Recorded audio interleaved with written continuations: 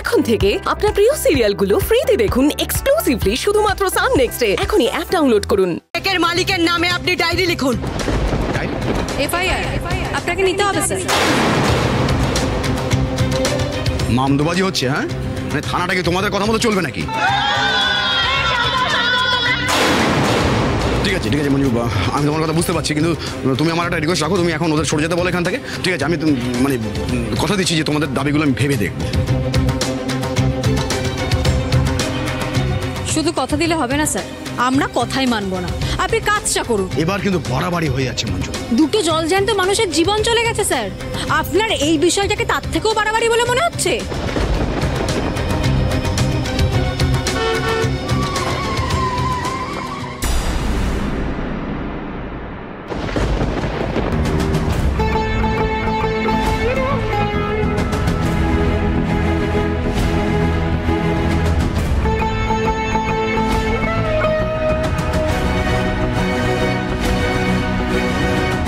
আমি সব জানি, আমি হাসপাতাল থেকে আসছি। খোঁজ খবর নিয়ে আরো অনেক কিছু জানতে পারলাম দুলালবাবু। বস্তির পাশে এই ২০ মদের ঠেকটা কার? আপনারা থাকতে আপনাদের চোখের সামনে রসুলপুরে ২০ মদ বিক্রি হচ্ছে। Very good. তাছাড়া বারবার আমার কানে একটা খবর আসছে যে রসুলপুর থেকে ড্রাগ সাপ্লাই হচ্ছে। আমি বুঝতে পারছি না যে চেক পোস্টে সিকিউরিটি বাড়ানো হচ্ছে না কেন। প্লিজ উত্তর দেবেন। সেরেছি, এই নাটকের আমি কি উত্তর দেবো ম্যাডাম? কি হলো দুলালবাবু, আপনাকে একটা প্রশ্ন করেছি, আপনি চুপ করে আছেন কেন? Answer me. না মানে আমার একটু সময় দিন ম্যাডাম, মানে আমি কথা দিচ্ছি যে আমি এই সমস্ত বেআইনি কাজ আমি বন্ধ করে দেবো। দেখুন, আপনাকে আমি ওয়ার্নিং দিচ্ছি, 1 সপ্তাহের মধ্যে এই রসুলপুর থেকে নেশার জাল যদি গোটানো না হয় তাহলে আমি কিন্তু স্টেপ নিতে বাধ্য হব, আর সেটা আপনার জন্য আশা করি ভালো হবে না। মাথায় ঢুকলো কথাটা?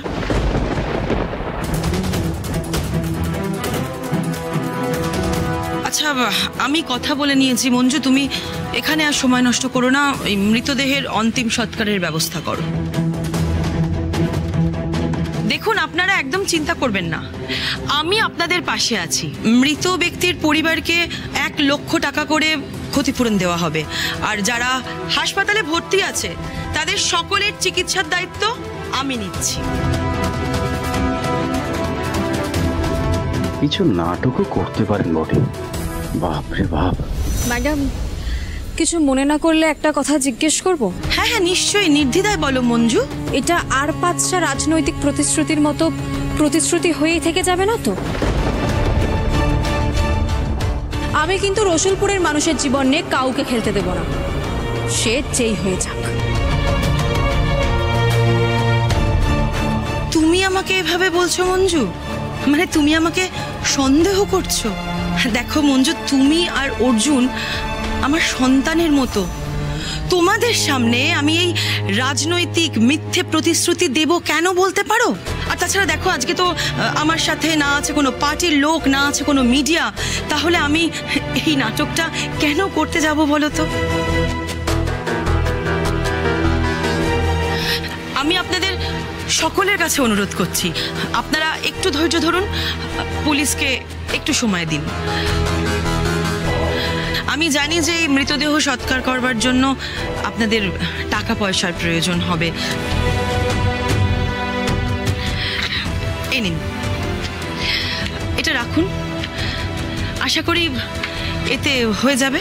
মঞ্জু, তুমি এদিকটা সব একটু দেখে নিও। আমি যে তোমাকে বড্ড ভরসা করি। আমি চললাম, কেমন?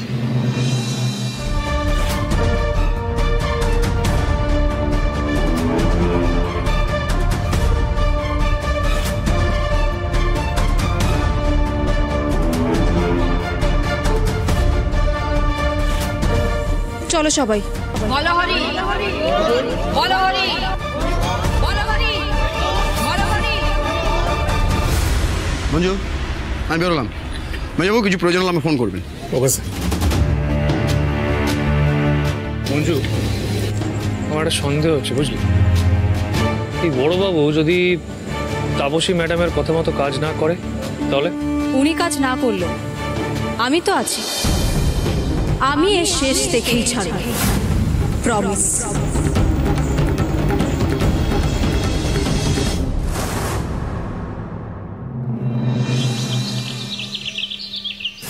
You're great, Mom. You're really great. আমি তো ভাবতেই পারছি না কাল রাতে তুমি মঞ্জু আর অর্জুনকে এমন ভাবে হ্যান্ডেল করলে, জাস্ট বিয়ন্ড মাই ইমাজিনেশন। অভিজ্ঞতা, বুঝলি, অভিজ্ঞতা। আমার মতো বয়সে আয়, তখন তুইও এরকম ভাবে ভাবতে পারবি। ওই জন্য তো তোকে বারবার বলেছি যে মঞ্জুর সাথে কোনো ঝামেলায় যাস না, ওর সাথে হাতে হাত মিলিয়ে নে। কিন্তু তুই তো আমার কথা শুনবি না, বুঝবিও না। মঞ্জুর সাথে এমন সব গন্ডগোল পাকিয়ে রেখেছিস, এত কমপ্লিকেটেড করে রেখেছিস সিচুয়েশনটা, যে সেটাকে রিকভার করা জাস্ট ইম্পসিবল হয়ে গেছে, ইম্পসিবল। ম্যাডাম, আমি একটা কথা বলি, এই একটা সামান্য জিনিস নিয়ে এত মাথা খারাপ করার কোনো দরকার নেই। আমার কি মনে হয় যে কাজটা নরমে গরমে বেরিয়ে গেলেই হলো। কে কিভাবে কাজ বের করেছে সেটা ভেবে কি আমাদের কোনো লাভ আছে? নেই তো। আসলে গরম অবস্থাতে ডিমটা ফাটানো নিয়ে কথা, সে তা দিয়ে হোক বা ছুঁড়ে মেরে। হ্যাঁ, সেই জন্যই আর আমি ওই ব্যাপারটাকে অত গুরুত্ব দিচ্ছি না, কিছু বলছি না, ভাবছিও না। যাকে যাক, ওই যে ওই টাকাটা যে ইনভেস্ট করার ব্যাপারে ভাবতে বলেছিলাম, কিছু ভাবলে? ভেবেছি তো, ভেবেছি টাকাগুলো বিদেশি ব্যাংকে জমা করে দেবো। বাবা, তো তো অনেক বড় স্বপ্ন রে নন্দিনী। মম তুমিই তো শিখিয়েছো যে স্বপ্ন সবসময় বড় দেখতে হয়। আর আমার স্বপ্ন কি জানো? খুব তাড়াতাড়ি রসুলপুরের মতো একটা গেঁয়ো জায়গা ছেড়ে আমি বিদেশে কোথাও গিয়ে সেটেল করব। ভুল স্বপ্ন। নিজের মাটি ছেড়ে চলে গিয়ে কেউ কোনোদিন বড় হতে পারে না। এই তো একদম ঠিক বলেছেন ম্যাডাম, আমি একদম আপনার দলে। আর সেই কারণেই আমি ঠিক করেছি এই রসুলপুরের মাটিতে একটা টাকার গাছ লাগাবো। মানে? এই জমিটার উপরে হবে একটা শপিং কমপ্লেক্স, আর তার পাশে এই যে 1 বিঘে জমি, এখানে হবে মানুষের থাকার কমপ্লেক্স, রেসিডেন্সিয়াল প্লট। নাম রেখেছি সাবারবান হাইটস। যদি জমি বানাতে পারি আর জমি বাইরে প্রচার করতে পারি, তাহলে কিন্তু কেনার লোকের অভাব হবে না। বেশ ইন্টারেস্টিং। 50 কোটি ইনভেস্টমেন্ট। Very good idea. আর আমাদের ইলিগাল কাজগুলোর থেকে তো এই টাকাটা উঠেই আসবে। কিন্তু রসুলপুরে এত বড় একটা প্ল্যান এক্সিকিউট করার মতো জায়গা আছে কি? খুঁজলে পাওয়া যায় না এমন কিছু তো পৃথিবীতে হতেই পারে না। যাকে রাজা, তুমি তাহলে কাজে লেগে পড়ো, রসুলপুরের বেস্ট লোকেশন খুঁজে বার করো এই প্রজেক্টটার জন্য। অর্জুন আর মঞ্জু এখন ওদের সাংসারিক ঝামেলায় আটকে আছে, আর ওরা আটকে থাকতে থাকতেই আমাদের এই কাজটা সেরে ফেলতে হবে। কেমন?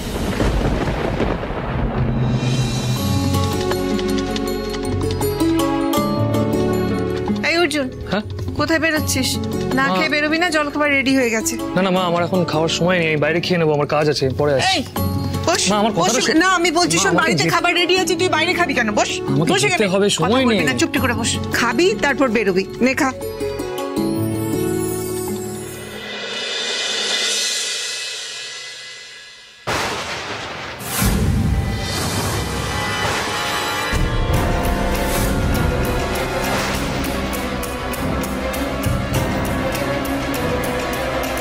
এই রুটি তৈরি হয় আটা দিয়ে, আর আলুর দমটা তৈরি হয়েছে আলু দিয়ে। আর আলুর দমে শুধু আলু না, তেল, মশলা, নুন, অনেক কিছু দরকার হয়। তুই জানিস নিশ্চয়ই, এগুলো সব আমরা কিনেছি। আর কষ্ট করে হাত পুড়িয়ে রান্না করেছে আমার বউ। তুই নির্লজ্জের মতো খেতে বসে পড়লি যে। অভি, ও তোমার ভাই, তোমার আপন ভাই, সৎ ভাই নয়। তুমি ওর সঙ্গে এরকম অসভ্যতা করছো কেন? কি ব্যাপার? কি হঠাৎ করে এরকম সকাল সকাল তর্কাতর্কি কিসের? তেমন কিছু না কাকিমা, একটা নির্লজ্জকে শিক্ষা দেওয়ার চেষ্টা করছি। অভি, এবার কিন্তু তুমি খুব বাড়াবাড়ি করছো। বাড়াবাড়ি আমি করছি কারণ আমার বউ রান্না করেছে। আজকে যদি অর্জুনের বউ রান্না করতো তাহলে বাড়াবাড়িটা ও করতো, খুব স্বাভাবিক। আচ্ছা কাকিমা, তোমরাই বলো, আমার বউ এখানে গরমের মধ্যে কষ্ট করে রান্না করবে, আর ওর বউ ঘরের মধ্যে মহারানী হয়ে বসে থাকবেন, তারপরেও কি ওকে খাবার দেওয়া উচিত? তুমি ওর সঙ্গে এইভাবে কথা বলতে পারো না অভি। আবার বলছি আমি কথা, আপনি ওর হয়ে সালিশি করবেন না, একদম করবেন না। থালায় কটা রুটি আছে? 3টে, বাইরের দোকানে পাতলা পাতলা 3টে রুটি 3 টাকা করে বিক্রি হয়, আর এখানে এই রুটি দেখে তো মনে হচ্ছে 5 টাকা হওয়া উচিত। তাহলে রুটির দাম কত হলো? 15 টাকা। 15 টাকার ক টাকা অর্জুন দিয়েছে? আপনি ওর সৎমা হয়ে সাফাই গাইছেন?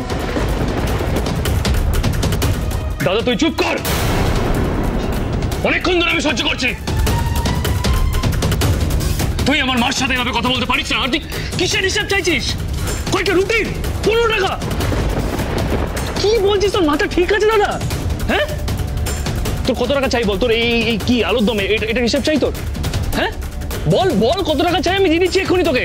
অর্জুন, অর্জুন ঝামেলা বাড়িও না, তুমি সরে এসে এখান থেকে। তুই আমার ছেড়ে দে মঞ্জু, ও আজকাল আমায় কোথায় কোথায় টাকার খোঁড়া দিচ্ছে। এই খোঁড়াটা ন্যায্য, তাই দিচ্ছি। কি ন্যায্য? হ্যাঁ মঞ্জু এই পরিবারের প্রত্যেকটা মানুষের জন্য অনেক কিছু করেছে, কখনো কিছু চাইনি দাদা। 2 দিন হলো বিয়ে হয়েছে, এর মধ্যে বউয়ের আসলে তোরা ঢুকে পড়লি, কাপুরুষ ছেলে একটা। দাদা অনেকক্ষণ ধরে সহ্য করছি, মুখ সামলে কথা বল, ভদ্রভাবে কথা বল। ভদ্র কথা শোনার মানুষ তুই নিজেকে মনে করিস? ভদ্র কথা সবার কানে ঢোকে? দাদা অবিদা, অবিদা, অবিদা এদিকে এসো। আরে এদিকে এসো। তুমি তুমি তুমি এদের সাথে তর্ক করে কি পাবে বলো তো? উল্টা তো তোমারই ক্ষতি হবে। So please. আমার আর কিছু ক্ষতি হওয়ার নেই, যা ক্ষতি হওয়ার হয়ে গেছে। কিরে কিরে কি বললি তুই? টাকা দিবি? কোথায় টাকা? পকেটে নেই, কানা করে এদিকে মুখে বড় বড় বাদ দে না।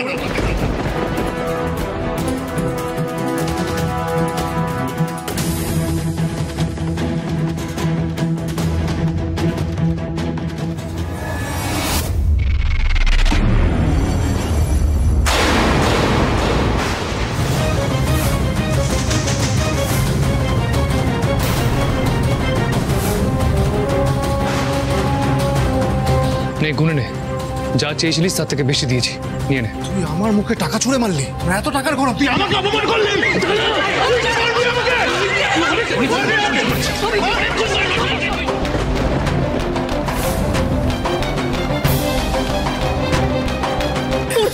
কি বলছিস তখন থেকে?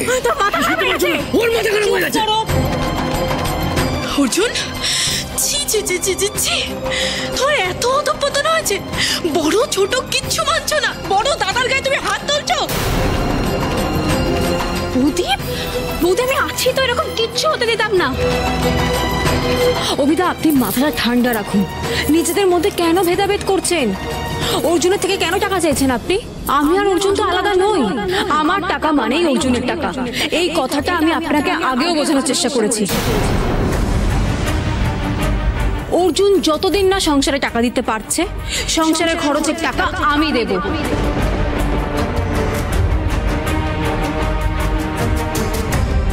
এই সংসারটা আমাদের সবার।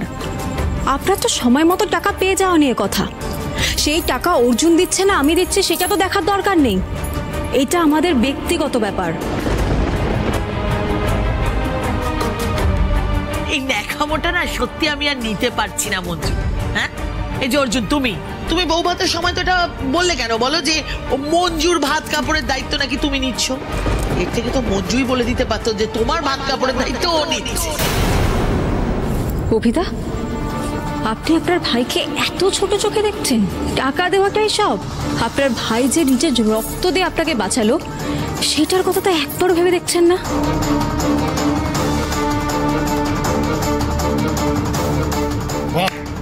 দারুণ দারুণ। আমাদের বাড়ির ছোট বউয়ের শিক্ষাটা দেখুন। আমার ভাই আমাকে রক্ত দিয়ে বাঁচিয়েছে, সেটা নিয়ে খোঁটা দিচ্ছে। আপনি আবারও ভুল বুঝছেন, আমি খোঁটা দিয়ে কিছু বলছি না আপনাকে।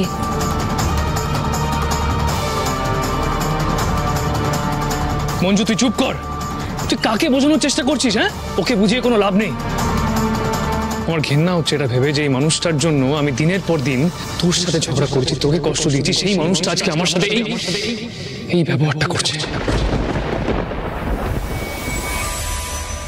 সম্ভব আমি এই মানুষটার জন্য নিশাকে বিয়ে করতে যাচ্ছিলাম, এই মানুষটার জন্য। তুমি আমার ইমোশন নিয়েও কথা বললে না? মানে আমি তোমাকে বিয়ে করতে পারিনি ঠিকই, তবু তুমি আমার কষ্টটা নিয়েও কথা শোনালে। নিশা, আমি তোমাকে অনুরোধ করছি, আর না কথা বাড়িও না। নিজেদের মধ্যে ঝামেলা করে কি কোনো লাভ আছে? আমরা ঝামেলা করছি? আমরা ঝামেলা করছি?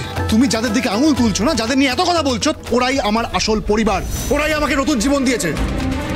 দেখো মঞ্জু, আমি তোমাকে শেষবারের মতো বলছি, তুমি আমাকে যা খুশি বলার বলো, কিন্তু ওদের নিয়ে যদি আর কোনো ছোট বড় কথা বলো বললে হ্যাঁ কি করবি, মারবি? অর্জুন দোহাই তোমার, চুপ করো। আর ভালো লাগছে না, আর ভালো লাগছে না আমার, ভালো লাগছে না আমারও। তাই তোমাদের সবাইকে আমি সাফ জানিয়ে দিচ্ছি, আজ থেকে আমরা এই বাড়িতে আমাদের মতো থাকবো, আর তোমরা থাকবে তোমাদের মতো।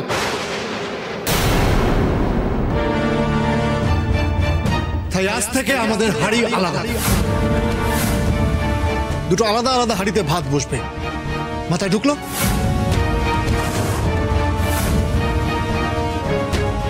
আমি তোকে মেলাতে পারছি না দাদা, তুই এতটা নিচে নামতে পারিস সেটা ভাবতেও পারিনি। নিচে নামতে চাইনি ভাই, সত্যি নিচে নামতে চাইনি, কিন্তু তুই আর তোর নির্লজ্জ বউ আমাকে নিচে নামতে বাধ্য করেছিস।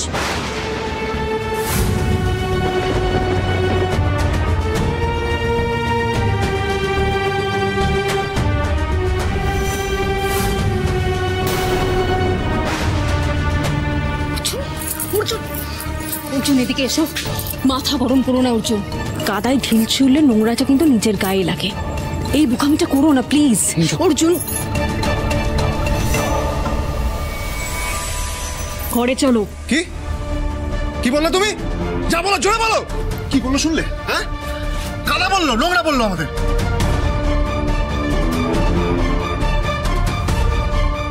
মঞ্জু গড়াই বড় ভুল করে ফেললে। এসো, তুমি এখানে বসো, বসো বসো।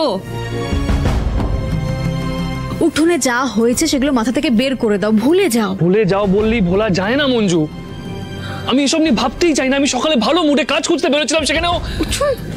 অর্জুন প্লিজ এভাবে ভেঙে পড়ো না, তোমাকে এইভাবে দেখলে আমার ভালো লাগে না। আর মঞ্জু তুই কেন বললি তুই ওদেরকে টাকা দিবি? কেন তুই টাকার প্রসঙ্গটা তুললি কেন? তুই তো আমার স্ত্রী, তুই চাকরি করতে পারিস ঠিক আছে, কিন্তু তোর ভাত কাপড়ের দায়িত্ব তো আমি নিয়েছি, তাহলে তোর সব খরচের দায়িত্ব আমার। শুধু তুমি আমাকে বিয়ে করেছো, আমি তোমাকে বিয়ে করিনি। অগ্নি সাক্ষী রেখে তুমি যেমন আমার সুখ দুঃখের দায়িত্ব নিয়েছো, তেমন আমিও তো নিয়েছি। আমরা যখন বিয়েটা একে অপরকে করেছি, তখন একে অপরের সাথে সেইভাবেই থাকবো, সুখে দুঃখে ভালো মন্দে সব কিছুতে।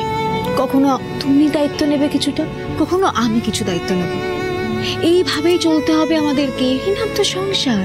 অর্জুন আমার কথাটা মাথা ঠান্ডা করে বোঝার চেষ্টা করো।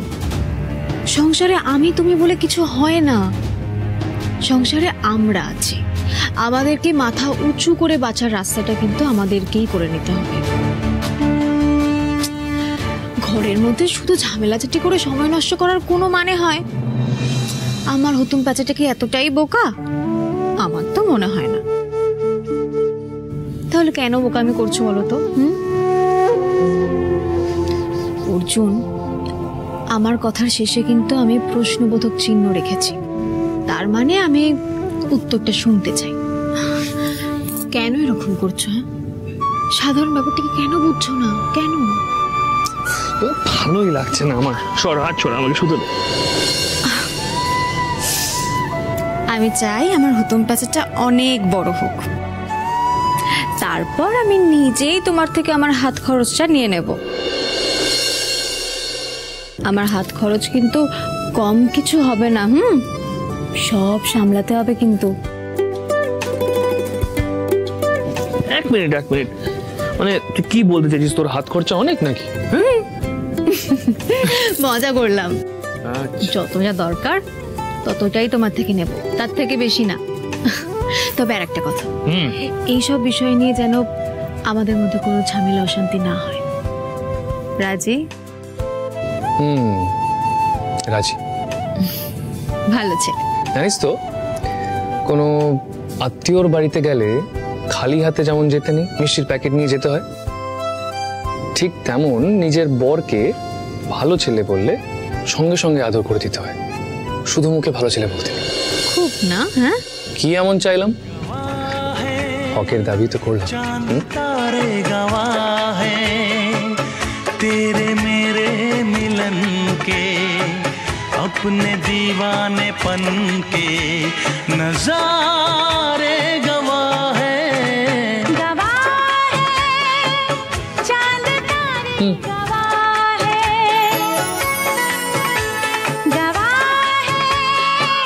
चांद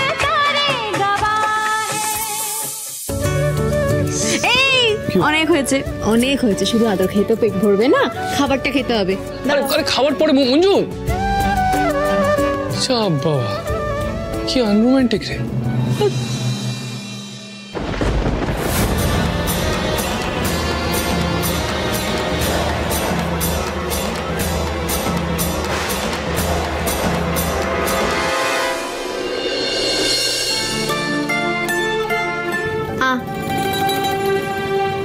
কি হলো? ইচ্ছে করছে না। আবার কথা, মাথা ঠান্ডা রাখতে গেলে তো পেট ঠান্ডা রাখতে হবে। হ্যাঁ, খালি পেটে কি কোনো কাজ হয়? হ্যাঁ করো। তুই কি দিয়ে তৈরি বলতো? এত কিছুর পরেও তুই মাথা ঠান্ডা রাখিস কি করে? বুদ্ধি করে। আমি জানি কোথায় কতটা রাগ দেখালে নিজের কতটা কাজ করিয়ে নেওয়া যায়। রাগ দেখানো মানে তো এনার্জি নষ্ট করা। শুধু শুধু রাগ দেখিয়ে সেটা কেন নষ্ট করবো বলো তো? অন্য কাজের জন্য তো বাঁচিয়ে রাখতে হবে। তুমিও তো আগের থেকে অনেক ঠান্ডা, অনেক শান্ত হয়েছো। এবার আমাদের ভবিষ্যতের কথা ভেবে তোমাকে ঠান্ডা মাথায় কাজের কথা ভাবতে হবে, ঠিক তো?